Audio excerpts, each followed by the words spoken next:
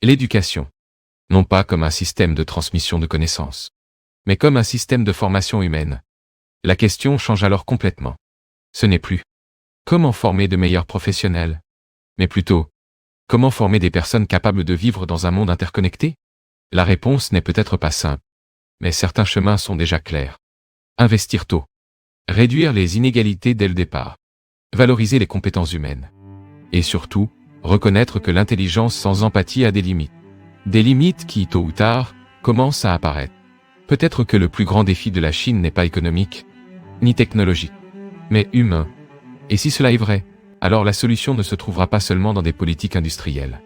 Elle se trouvera dans les salles de classe, dans les crèches, dans les premières années de la vie, et dans les choix silencieux qui définissent ce qui est réellement important à enseigner.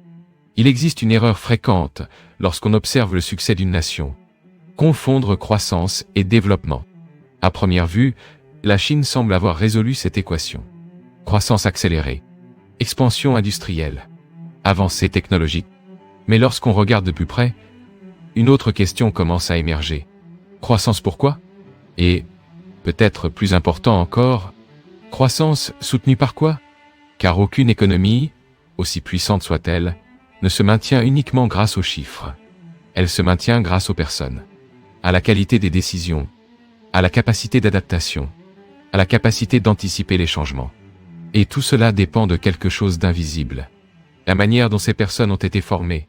Pendant des décennies, la Chine a construit un modèle extrêmement efficace pour produire des compétences techniques. Et ce n'est pas anodin.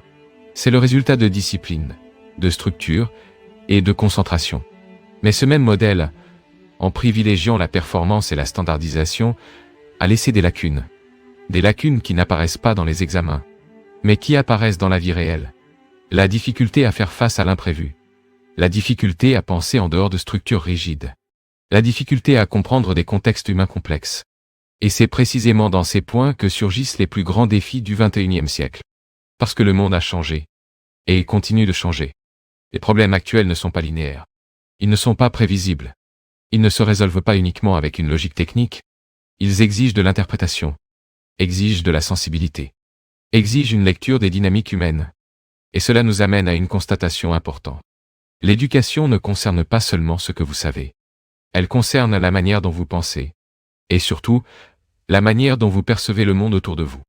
En Finlande, cette perception est cultivée dès le plus jeune âge. Le système ne cherche pas seulement à former des élèves